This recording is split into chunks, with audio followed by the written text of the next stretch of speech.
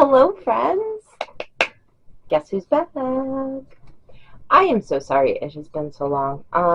I had recorded a couple of videos like end of December, end of the year kind of stuff, and I took the card out of my camera and I put it down on an end table, and I've lost it. I cannot find it. I do not know where it went. So I have spent the last month looking all over the place in my house. My house is not that big, and it did not leave my house. So it is here somewhere. I just don't know where. So I had to buy a new card. So there we go. So I am not going back and redoing all of those videos. If I ever find the card in a short period of time, maybe I will then post them. Otherwise, we just won't. That's it. So anyway, I hope you all had a great New Year, a nice Christmas. Today, I'm going to go through a few books that I have gotten since right before Christmas until now. Some of them are Book of the Month books. Some of them are Aardvark books. Some of them are just books that I've purchased. But we're going to talk about those today. Okay? If you hear things or if the camera starts moving, Mr. Maxwell the kitty is right down there playing with a Christmas ball. Come here, little man. Your fans want to see you. Look how big Mr. Maxwell has gotten. Look it. He's like, nope, Mom, I want to get down. He has gotten big. He no longer fits in my hand, and now it takes two hands. Okay, so one book that I got, I've seen quite a few booktubers talking about it. It is called The Body Keeps the Score. And it's basically about how your body holds trauma, holds, with chronic fatigue and that kind of stuff. So, it smells so good. So anyway, because I have MS and fibromyalgia and all kinds of stuff, I thought this might be interesting for me to read, just to see how my body is processing past trauma. Not going to be a fun book, but it might be a good book. Okay. Then I got two Rebecca Yarros books. My sister told me about this one. It is The Last Letter. So my sister read this one. She said it was amazing. So I got it. I can't wait to read that one. And then I got this one, which also looked good, and it is The Things We Left Unfinished. I don't know what either of them are about, but they look good. So I love the smell of books. Why am I going in and out of focus? I don't know. I'm getting annoyed. Then I got, because I love Darcy Coates. If you remember back in October, I was talking about a Darcy Coates book. Darcy Coates, Dead of Winter. Her books are ridiculously creepy. They are so scary. There are some books that I can't sit and read in one sitting just because I find her that creepy. So I have that. I got The Fury. This was a Book of the Month Club book. Book of the Month Club book. In December. Nope, this was January. I don't know what it's about. I've heard it's good. So I got this one. This is a tale of murder, or maybe that's not quite true. At its heart, it's a love story, isn't it? It's a shorter book. It's like 200, 300? Nope, it's just under 300 pages. So hopefully it's a good one. I did see somebody post on Facebook, Book of the Month page, that they hated this book. So I try not to get swayed by other people's opinions because reading is very, very selective. The things that I love, you might not like. And the things that you like, I might not like. So, you never, I really just can't tell. Um, I think he is the author of Silent Patient, maybe? This is like not his first book. Oh, let me see if it says it in here.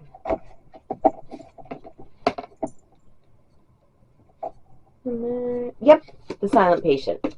So I'm hoping that it's really good. The Fury.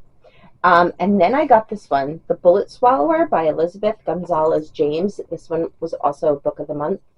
Oh my God. I don't remember what it was about, but when I was looking online, I was like, ooh, that one sounds good. A Cosmic Debt, Generations in the Making. In 1895, Antonio Sonaro is the latest in a long line of ruthless men. He's good with his gun and is drawn to trouble, but he's also out of money and out of options. A drought has ravaged the town of Dorado, Mexico, where he lives with his wife and children, and so when he hears about a train laden with gold and other... Thanks, Maxwell. And other treasures, he decides to rob it with his younger brother, Hugo, in tow.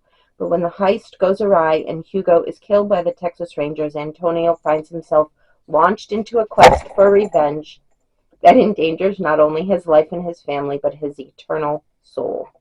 In 1964, Jamie Sonaro is Mexico's most renowned actor and singer, but his comfortable life is disrupted when he discovers a book that purports to tell the entire history of his family, beginning with Cain and Abel.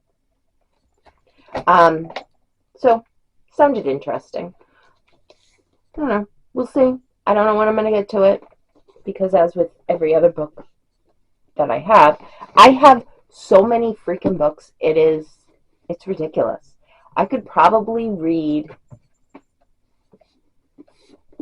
for 10 years without ever buying another book.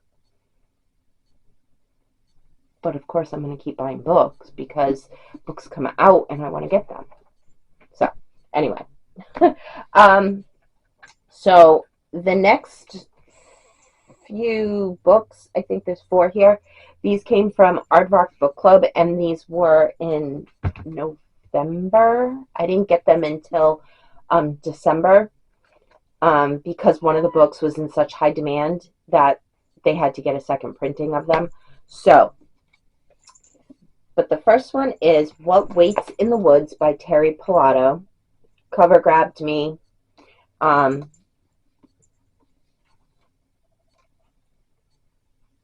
young dancer's homecoming is marred by a grisly discovery and the realization that nothing in her past may be quite what she believed.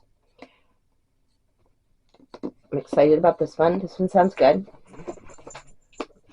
The Favorites by Rosemary Hennigan. Cover didn't really grab me. I kind of had to talk myself into this one. It was her story first before I made it mine. Most students would kill to be accepted into the prestigious law and literature cohort at Franklin University. But for Jessie Mooney, enrollment in the course is about more than an elite campus status, rigorous thought, and professional connections. It's her chance to get close to charismatic Professor Jay Crane and take him down. From the moment she discovered their secret relationship, Jessie's been convinced Crane is to blame for the events leading to her sister's death. Still haunted by their last email exchange, "You know what you did," she'll cross any line to hold him accountable. But when Jessie finally earns Crane's trust and the coveted position as one of his favorites, attracting the other students' envy and suspicion, the truth becomes darkly twisted. Is it justice Jessie craves or revenge? And what does she stand to lose if she gets her way? This one looked good. A little disturbing. Anything like student, professor, I find disturbing. I feel it's a violation of trust, but it's a book. It's a book, so it's okay. And then I got Midnight is the Darkest Hour by Ashley Winstead, where Crawdads Sing, which I absolutely love, meets Twilight, meets Thelma and Louise in this brilliantly realized, totally original thriller. So this is a thriller as well, but I loved all of those books. Twilight, I'm dying to reread, but I just have so many new books that I feel I just feel like I need to read the books that I have that I haven't read yet instead of rereading, just because, whatever.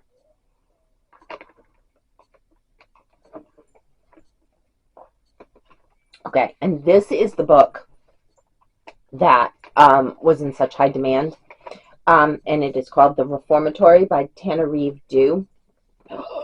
This book, I can't wait to read this book. I cannot wait to read this book. 12-year-old Robbie Stevens Jr. is sentenced to 6 months at the Gracetown School for Boys for kicking the son of the largest landowner in town in defense of his oldest sister, Gloria. So begins Robbie's journey further into the terrors of the Jim Crow South and the very real heart of the school they call the Reformatory. It's a very fat, chubby little book, and I cannot wait to read this one. Then I know it sounds like I got a real lot of books. I promise I didn't. They're just books that I've had over the course of a couple of months. But I wanted to get this one because I read the first one. I read Emily Wilde's, where is it? Emily Wilde's, whatever it was. I forget the name of it. Encyclopedia of Fairies. I'm looking at it over there on my bookshelf. Emily Wilde's Encyclopedia of Fairies, that was the first book. This is her second book, Emily Wilde's Map of the Other Lands, book 2. I really did enjoy, I love that sound when you first open it. It's like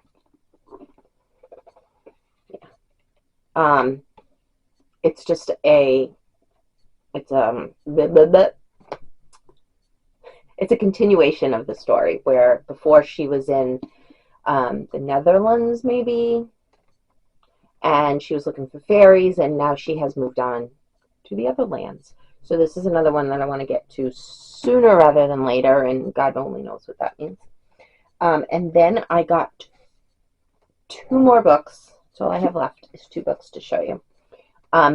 These are books that I have had on pre-order. They both came out recently. So they are so beautiful.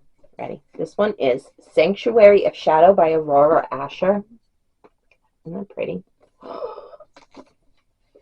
It's got sprayed edges. I love the sprayed edges. And then these are the end papers. Okay, really pretty. This has something to do with the circus, which I didn't even realize. Enter at your own risk and discover the greatest show on earth in this explosive, darkly imaginative debut fantasy. So she's a debut author. For humans, this circus is a place filled with wonder and amazement. For Harrow, though, it's a place to hide from those who slaughtered her entire clan. Disguising her abilities as part of her act has kept her true identity safe for years until he arrives. This next book is stunningly beautiful. I just dropped it. It just came in this week. I think it was released on Tuesday, which was the 23rd. I think it was the 23rd. It is called Gothicana, A Tale of Dark Romance by whoever that is. Renix. I don't know how else you would pronounce it. Renix, maybe? Wait till you see this book. Okay, so this is the paper cover, right?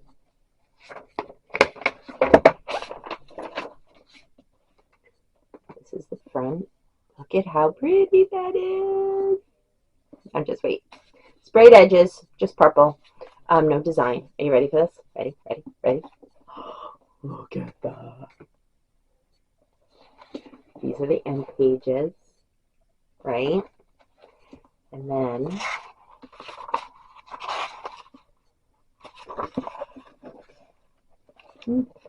Kana, and then there's an author's note with lots of decorations.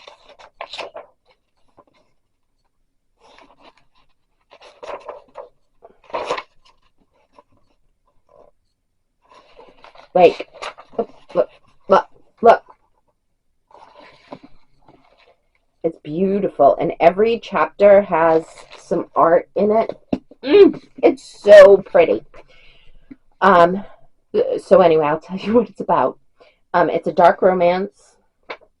Vad Deverell, the silver-eyed devil of Varenamore, the dark god who played like it was both a blessing and a curse, her multifaceted, enigmatic, one-time lover who knew the secrets of her soul. He'd found her. This one might get read pretty soon because I'm just dying to read it. It's just so pretty. I can't not read it. I don't know if it's a sequel. This is the first book that I've seen. So we'll see. It might just be a standalone, but it is so ridiculously beautiful. I'm very excited to read it. So anyway, that's it. Those are the books that I've gotten over the past couple of months.